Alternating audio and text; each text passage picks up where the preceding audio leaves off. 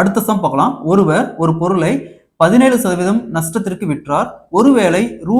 1056க்கு கூடுதலாக விற்றிருந்தால் அவருக்கு 5% லாபம் கிடைத்திருக்கும் எனில் அந்த பொருளின் அசல் விலை என்னன்னு கேட்கிறாங்க. இந்த சம் 2020 டிஎன்பிஎஸ்சி சம்ல கேட்டிருக்காங்க. ப்ராஃபிட் அண்ட் லாஸ்ல இந்த மாடல சம் கேட்டாங்களா?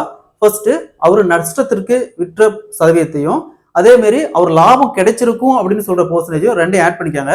ஸோ இங்க பாருங்க, நஷ்டத்திற்கு விற்ற சதவீதம் 17%. ஒருவேளை அவர் கூடுதலா 1056 வித்திருந்தா 5% லாபம் கிடைச்சிருக்கும் அப்படிங்கிறாங்க.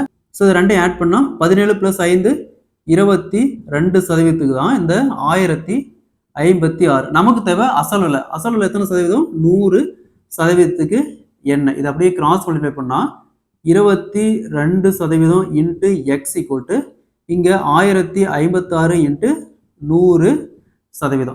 ஸோ நெக்ஸ்ட் எக்ஸ் அந்த பக்கம் வச்சுட்டு இந்த 22 இந்த பக்கம் வந்தா 1056 இன்ட்டு 100% வகுத்தல் 22%. இந்த சதவீதத்துக்கு சதவீதம் அப்படியே கேன்சல் பண்ணிடலாம். 1056 22ஆல கேன்சல் பண்ணா 48. 48 இன்ட்டு 100 ஈக்குவல் டு 4800. ஸோ அந்த பொருளுடைய அசல் விலை பார்த்தோம்னா 4800. Option B is the correct answer.